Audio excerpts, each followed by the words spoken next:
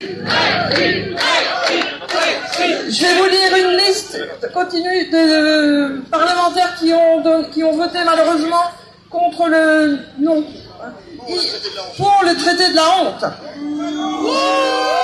Yves Bure, Patrice Calmejane, Pierre Cardot, Gilles Carrez, Hervé de Charette, Jean-Paul Charrier, Jérôme Chartier, Gérard Cherpion, Jean-Louis Christ, Georges Colombier, Geneviève Collot, Jean-François Copé, Louis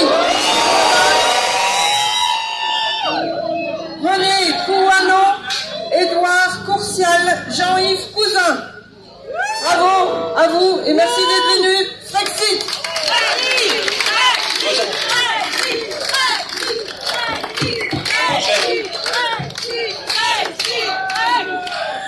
Bonsoir, chers amis, à vous tous, des patriotes de la Sarthe. Nous aussi, à l'oligarchie, nous mettons des tartes. Et les fausses oppositions, nous voulons qu'elles partent. À plus de 57%, le département du 72 avait, comme vous, voté non. Et déjà, en 1992, au traité de Maastricht, à 52%, les Sartois avaient nettement dit non. Tant de Français, dont le sport, brandissent le drapeau tricolore. Un match bien plus grand se joue, celui qui nous confronte aux fous. Faisons gagner la France, de nous seuls viendra la délivrance. Depuis si longtemps, les patriotes sont en piste, unis avec les vrais souverainistes, et honte aux félons, dont voici la liste. Groupe gauche, démocrate et républicaine, pour Monsieur Yves Cochet, François de Rugy, Groupe Nouveau Centre, pour 6, Christian Blanc, Michel Huneau, Yvan Lachaud, Jean-Luc Préel, François Rocheploine, François Sauvadet, député non inscrit pour Thierry Benoît. On va faire un petit intermède qui nous fait du bien. On va se débarrasser en ce 29 mai, 20 ans jour pour jour. Ah, il y a Pierre-Yves qui est là, merde. Romain Bessonnet, Alain Vélo, quelques référents. Ça tangue, ça tangue. On va aller se débarrasser de ce torchon de la honte. Terminé. Frexit. Frexit. Frexit. Frexit. Frexit. Frexit. Frexit. Frexit. Non mais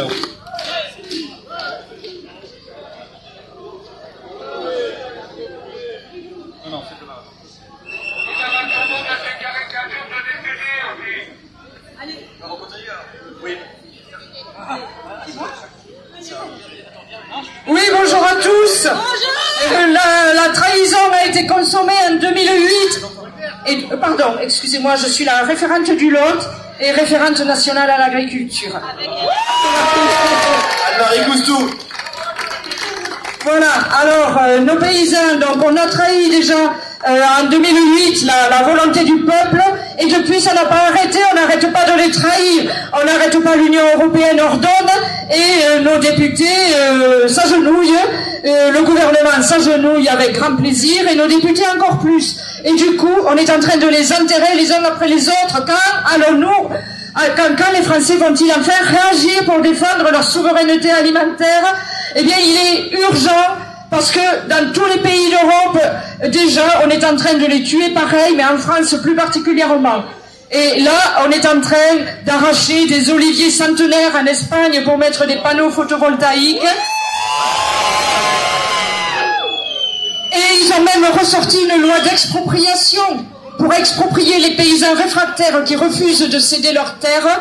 Eh bien, chez nous, on n'a pas de loi. On a une loi d'expropriation, normalement, c'est uniquement pour le service public, hein, les routes, les ponts, etc. Mais là, on a fait une loi de réquisition. Et la réquisition, vous le savez, ça peut être les personnes, les biens, les véhicules et les terres. Donc ce qui veut dire qu'ils vont nous confisquer les terres si on n'y met pas fin, exactement comme ils ont fait en Ukraine et ailleurs. Voilà, alors donc déjà, rien que pour ça, et puis pour tout le reste, et pour toutes les trahisons, eh bien en 2005 c'était non, en 2025 c'est non, non, encore un non, et toujours non. Voilà. Brexit.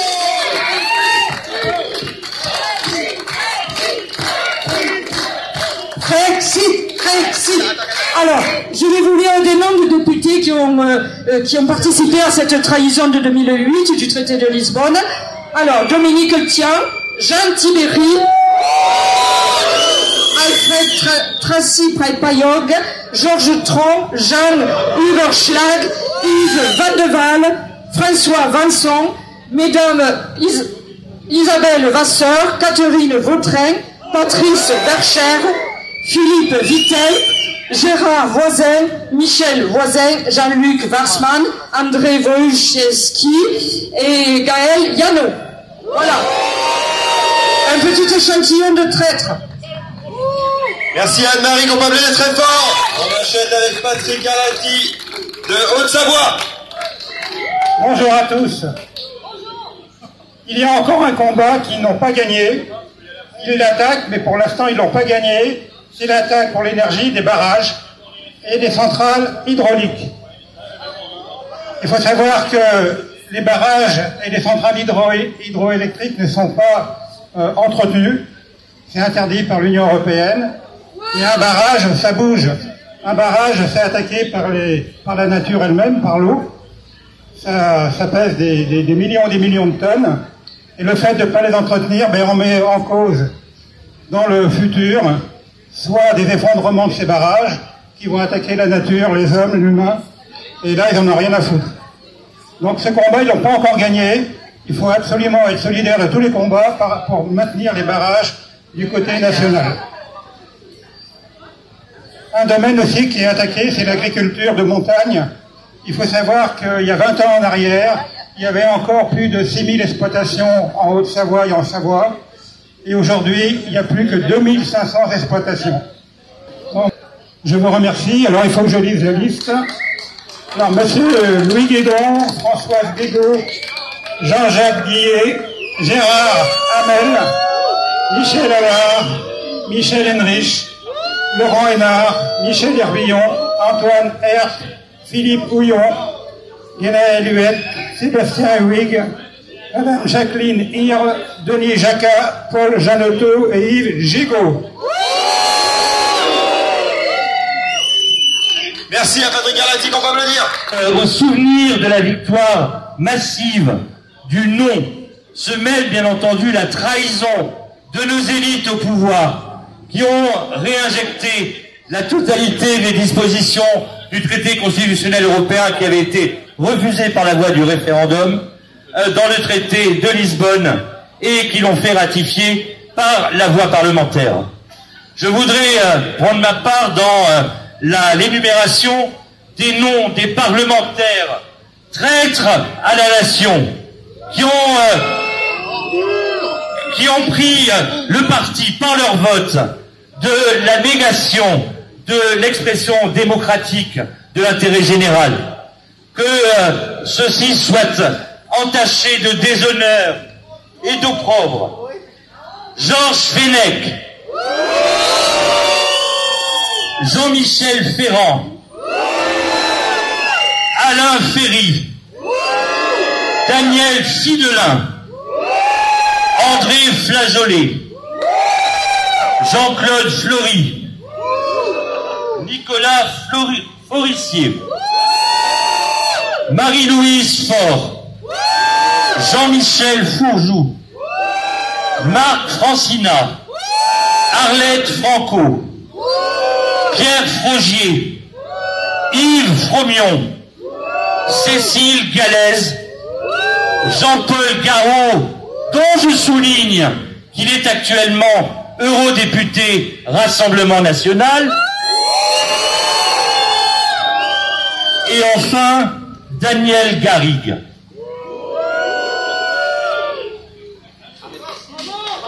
Ah ben là qu'on peut applaudir. On va écouter François Descamps. Chers amis, il y a 20 ans, on nous a volé notre pays. On nous a pris la France pour en faire la souffrance. Aujourd'hui, nous savons bien que l'UE ne sert que des parasites qui vivent sur notre dos, avec notre argent. L'UE ne tient que par la censure et la dictature. Ils oublient peut-être qu'historiquement et dans tous les pays du monde, ça s'est fait comme ça. Les censeurs et les dictateurs finissent mal, très mal. Alors ici, nous sommes rassemblés pour le dire et le crier haut et fort. L'UE doit crever par le Brexit.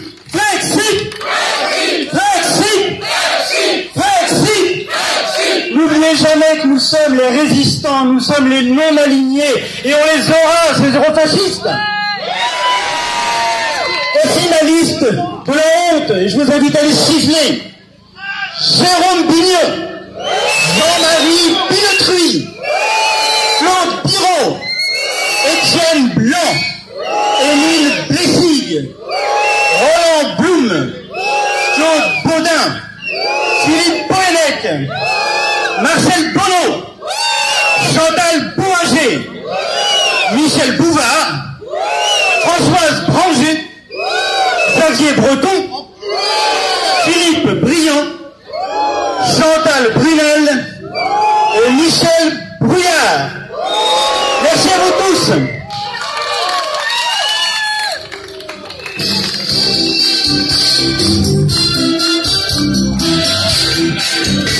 Je ne pouvais rien dire, c'est toi qui décidais, plus rien n'est à sa place, tu n'as rien conservé, j'ai beaucoup moins d'espace et moins de liberté.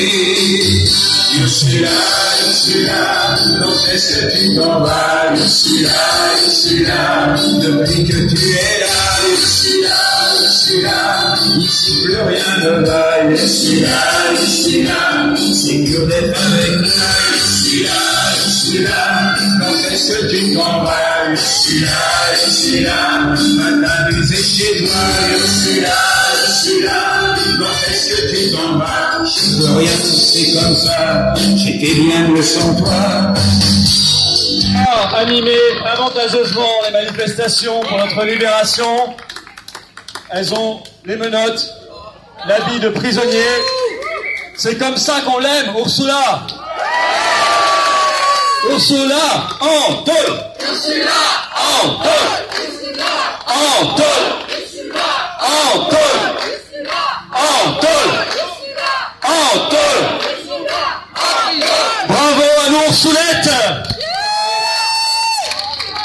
Bravo aux Ursulettes qu'on peut venir très fort. Attention aux descendants, c'est dangereux. Mesdames et messieurs, le référent de Seine-et-Marne, Yvan Lamy. Alors bonsoir à tous. Donc moi je trouvais ça intéressant en ce jour de faire un tout petit rapide historique des référendums qui ont été soit refaits jusqu'à l'obtention d'un oui ou tout simplement où les votes ont été ignorés au sein de l'Union européenne. Donc en 1992, c'est au Danemark, il y a eu un référendum pour le traité de Maastricht. En premier lieu, le peuple a voté non. Ils ont refait le référendum un an plus tard, ont obtenu le oui. Bien évidemment, il n'y a pas eu de troisième référendum suite à cela. En 2001, c'est en Irlande, avec le traité de Nice, premier référendum, il y a eu un non massif. Un an plus tard, deuxième référendum, ils ont obtenu un oui, avec les félicitations de la Fondation Robert Schuman. En 2008, c'est aux Pays-Bas, avec le référendum, comme pour nous, sur la Constitution européenne. Le peuple a voté à 61% le non. Le vote a été ignoré. La même que pour nous. Donc c'est tout simplement pour dire à quel point, et encore, je vous ai fait un rapide petit historique, mais il est bien plus long que ça. L'Union européenne se prétendit démocratie, mais comme vous pouvez voir, la voix du peuple, elles sont contre-pètes. Je vais continuer la liste qui avait commencé à être énumérée de nos très chers parlementaires. Alors vous avez Gérard Gaudron, Jean-Jacques Gaultier, Guy Geoffroy, Bernard Gérard, Alain Geste, Franck Gillard, Louis Giscard d'Estaing, Claude Westgen, Didier Gonzalez, Philippe Gosselin, Philippe Goujon, Michel Graal, Claude Greff, Jean Grenet, Arlette Groscoste, Pascal Gruny. À mort l'Union européenne et longue vie à la France! On va écouter la référente des Patriotes du Calvados, Christine Renouf.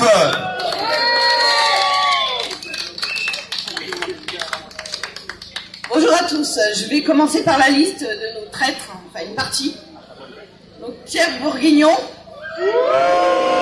Daniel Bousquet, Alain Cacheux, Jérôme Cahuzac, Jean-Christophe Cambé-Bélis,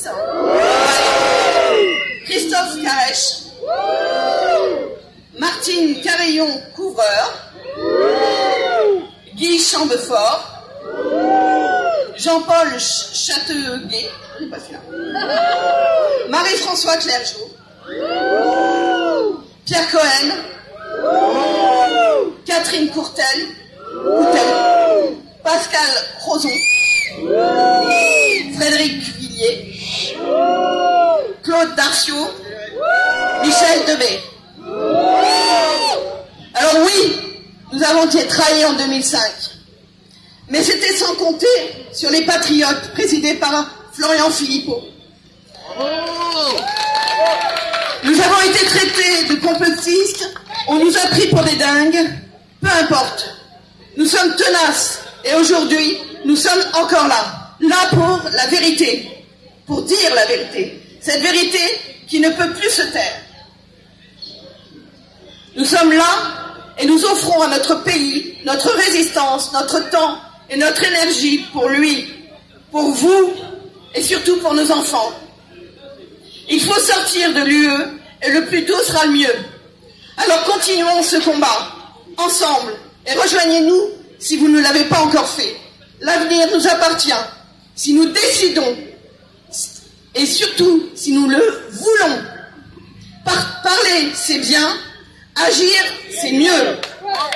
Vive les patriotes, vive la France et Frexit! Frexit! Frexit! Nous allons maintenant écouter le référent des Patriotes de l'Algérie, Fabrice. Bonjour à tous, bonjour à tous.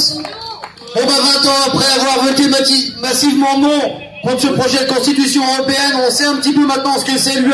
L'UE c'est les LFE, l'UE c'est des compteurs connectés, l'UE c'est la fin des voitures thermiques, c'est la reconnaissance faciale dans l'espace public, c'est l'euro numérique, et nous les patriotes on n'en veut pas. Au passage j'ai voulu lire une liste de traîtres qui nous auront trahis en 2008. Monsieur Bertrand Pancher, Yannick Paternotte, Dominique Perben, Bernard Bérut, Étienne Pinte, Henri Blagnol, Serge Poignant, Bérangère Poletti, Axel Poniatowski, Daniel Poulou, Jean Proriol, Didier Quentin, Éric Raoult, Frédéric Reiss, Franck Riester, Camille de Rocca-Serra. Si vous voulez dire non à cette oligarchie et oui à la démocratie, Frexit! Vive les patriotes et vive la France!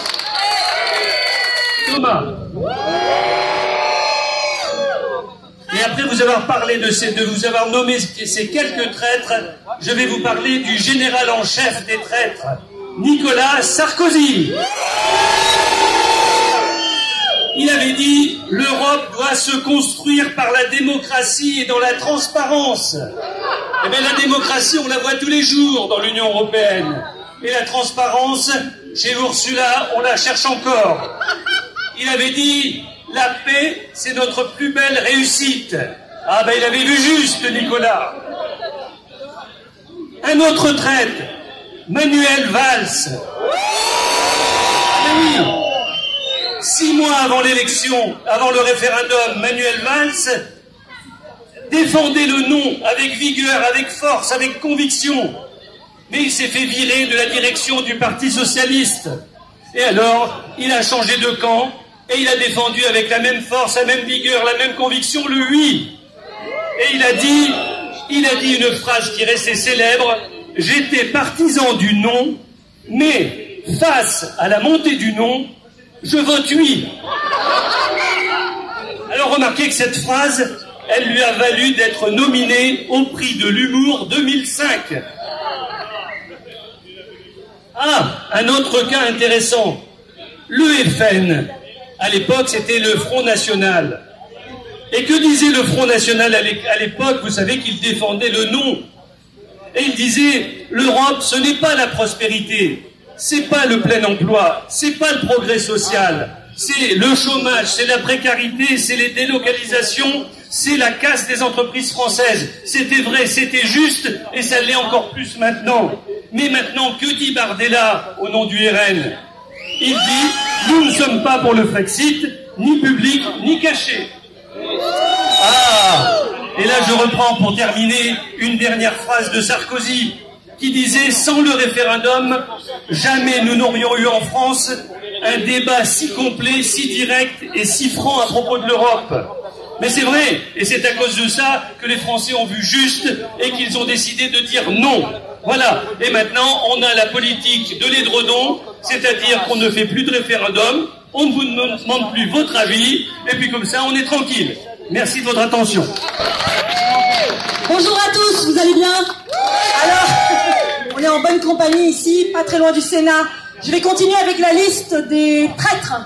Donc Serge Letchimy, Michel Liepcote, Madame Martine Linière-Cassou, Albert Licouvalou, Victorin Lurel, Louis-Joseph Manscourt, Madame Jacqueline Maquet, Jenny Marc, Jean-René Marsac, Madame Martine Martinel, Sandrine Mazetier, Michel Ménard, Pierre Moscovici,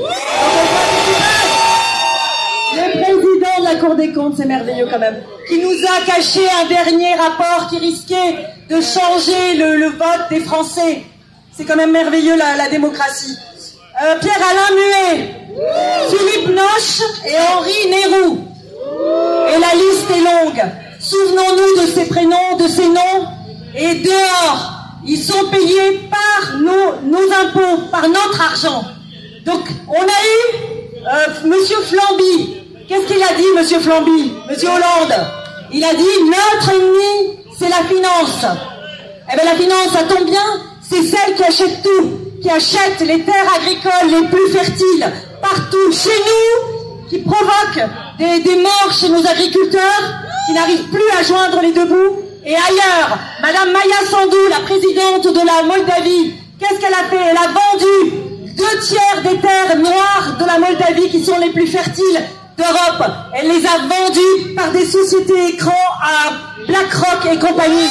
La Roumanie, 40% des terres n'appartiennent plus aux Roumains. C'est normal ça? Non. Non, ce n'est pas normal. On dit quoi? On dit résistance, on dit Frexit. Et qu'est-ce qu'on a eu derrière? On a eu Monsieur Sarkozy, Monsieur Bracelet électronique. Qu'est-ce qu'il a fait? Il a dit rien. Rien ne pourra nous empêcher d'aller vers le nouveau gouvernement mondial. On y est presque. On est au bord du précipice. Réveillez-vous les Français. Réveillons-nous.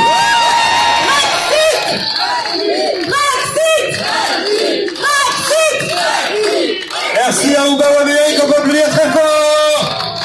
Je vous en donne un parmi les 20. Jack Lang.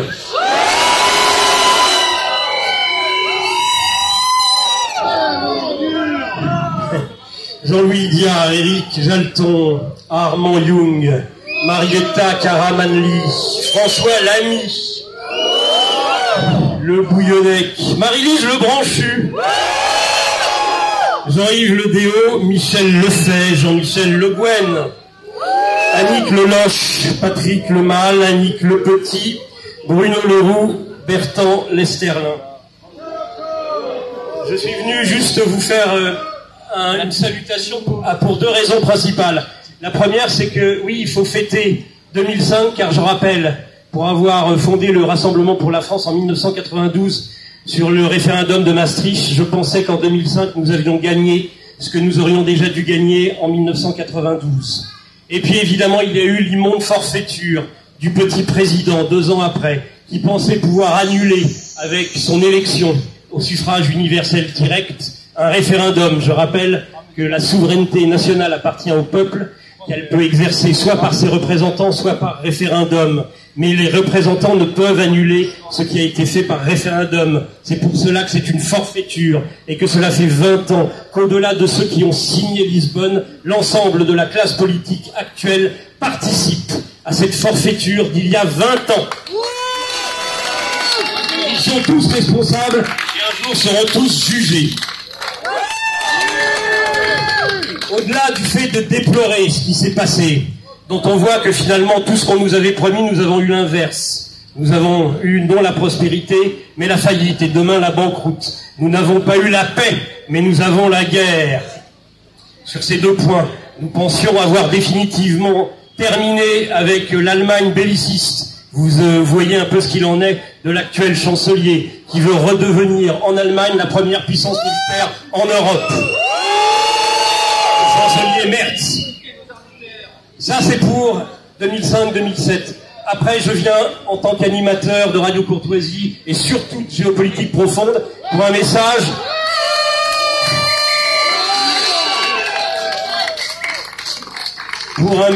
d'espoir. Qu'est-ce qui s'était passé en 92? Eh bien, nous avions perdu, mais les médias étaient divisés. Qu'est-ce qui s'était passé en 2005? L'ensemble des médias, comme aujourd'hui, étaient favorables au oui et à la Constitution Giscard. Mais était apparu à ce moment-là Internet, qui avait réussi à changer et à inverser. Par contre, évidemment, Internet n'était pas structuré comme il l'est aujourd'hui.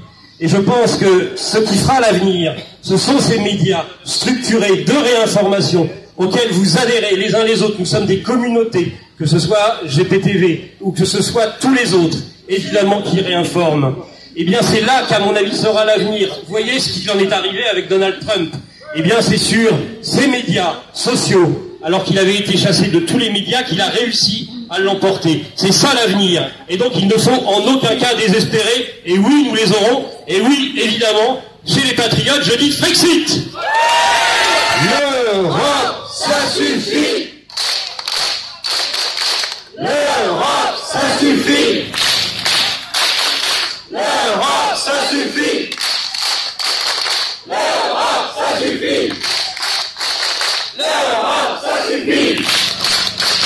L'Europe, ça suffit. Bravo à vous! Que nous manifestons notre colère contre la trahison qui lui a succédé. 2005 était une victoire sous 3 points. Premièrement, évidemment, une victoire pour la souveraineté de la France, car il s'agissait, et cela s'est produit, de transmettre des pouvoirs des institutions françaises à des institutions européennes, créant ainsi les circonstances permettant à des puissances étrangères d'imposer leur volonté à la France. Victoire sur les dominants.